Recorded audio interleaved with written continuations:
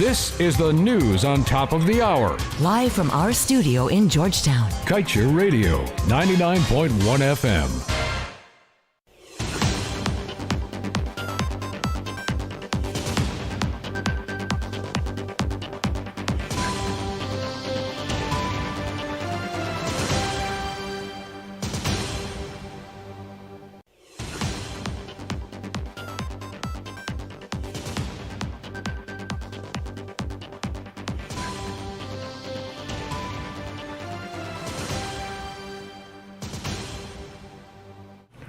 Good afternoon. Welcome to your news that should be your main newscast right here on Kaieteur Radio 99.1 and the 99.5 FM. Joshua Van Sleckman here. In our headlines, Patterson and Adams charged with defrauding Harbour Bridge. Exxon will dump up to 29,000 barrels of oil into ocean yearly with 10 FPSOs. Starbrook Block Co-Ventures plans 12 to 15 well drilling campaigns. According to Hess, a man who received $2.2 million to oversee chicken pen construction currently overseas, Minister peeved over incomplete works. Get the details of these stories and much more when the news returns.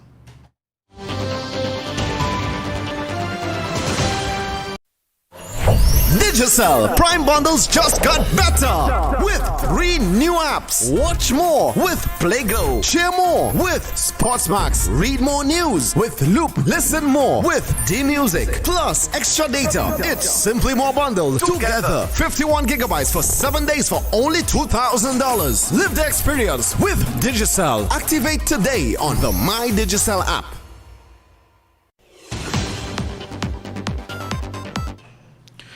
Welcome back and thank you for joining us. Former Minister of Public Infrastructure David Patterson and former General Manager of the Demerara Harbour Bridge Corporation, Royalston Adams, were yesterday charged for defrauding the corporation of over $160 million. The duo is charged for defrauding the Demerara Harbour Bridge Corporation in relation to a contract that was awarded to a Dutch company to conduct a feasibility study and design for the new Demerara Harbour Bridge. Patterson and Adams were not required to plead to the indictable charge, that should be to the joint charge, and were both granted bail in the sum of $200,000, and the matter was adjourned to February 15, 2021. Kaieteur Radio had recently reported that with 10 oil vessels, ExxonMobil will be dumping 2 million barrels of toxic produced water into Guyana's waters every day. Recent calculation now shows that not only would Exxon, which flaunts itself as an effective manager of its waste, be dumping those millions of barrels of produced water, but up to 29,000 barrels of oil that would be contained in that toxic water. We arrived at this figure based on the initial projections by the former EPA Director, Dr. Vincent Adams. The companies licensed to explore and develop the Starbrook Block intend to execute a 12 to 15 drilling campaign here. This is according to a recent announcement by Hess Corporation. The American company announced its plans for exploration and production in 2021.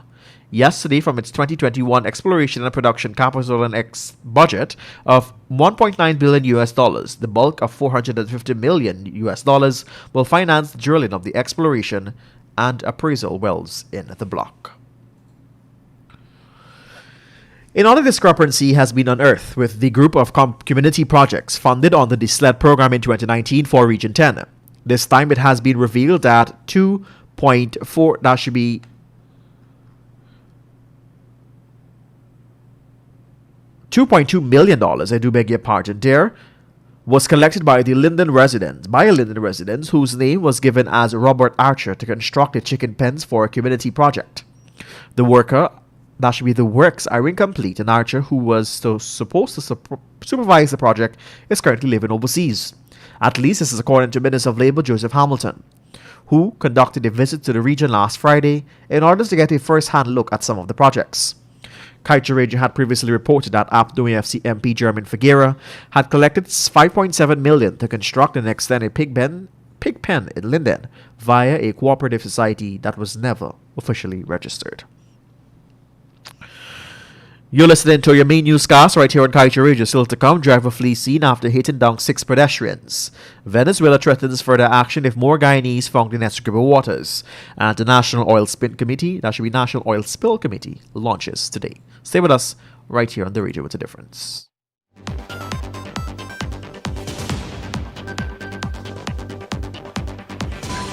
A lot has happened since oil was discovered in 2015.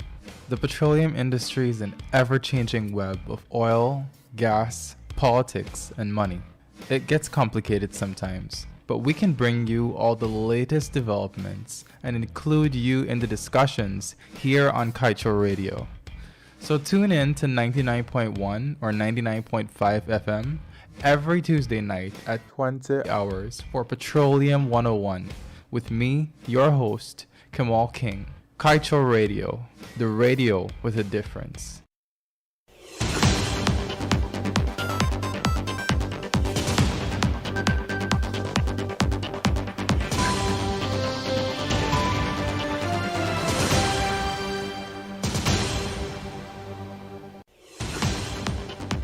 Welcome back. Thank you for joining us. Police are hunting a driver who on Saturday reportedly struck down 6 pedestrians, 5 of them children, along with the Canal Number 1 Access Road, West Bank, Demerara. The incident occurred around 17 hours 5. Eyewitnesses said that the driver was speeding west along the same side of the road with the pedestrians when he decided to undertake another vehicle in front of him. He reportedly lost control of his car and ended up on the grass parapet, hitting down the 6 pedestrians in the process. The pedestrians received multiple injuries to their bodies and had to be rushed to the West Demerara Regional Hospital, where they were admitted. Venezuela Minister of Foreign Affairs yesterday threatened further action against Guyanese found in the Essequibo waters after Guyana gave a firm rebuke to the detention of 2 Guyanese fishing vessels off the Essequibo coast on Thursday last. The minister tweeted yesterday that Venezuela rejects Guyana's statement and that Venezuela would not allow illegal fishers in its territory. He claimed that the vessels were fishing illegally in undisputed Venezuelan territory without having required documentation. The National Oil Spill Committee today prepares to host their first orientation. This follows after the Civil Defense Commission had presented to the government of Guyana through the Office of the Prime Minister the National Oil Spill Contingency Plan last year. Some 25 national stakeholders will be there for a 4-year plan in the making. CDC's Director General, Colonel Kester Craig, had noted that with Guyana's emerging oil and gas sector, the need was highlighted for an oil spill response mechanisms that will protect Guyana's land and sea resources should the need arise. And finally, at this time, the family and friends of 24-year-old Kimberly Yao, a medical student of St. Ignatius Village, has been thrown into a state of despair after she reportedly drowned at a creek which is located at the back of the village. The incident occurred according to reports, around 16 hours 30 last Sunday at the Kuma Creek, St. Ignatius Region 9. At the time, the young woman was with an outing with friends and they were said to be imbibing. Reports are that Yao was sitting on the edge of the creek when she reportedly fell into the water. The current reportedly caused her to drift away and she eventually submerged. An investigation into the incident is still ongoing. It is understood that Yao was a 3rd-year student at the University of Guyana. A classmate of hers said that she was loved by everyone in the class because of her really kind heart and spirit. According to Chambers, her classmates have all been in a state of shock and disbelief upon learning of Yao's demise.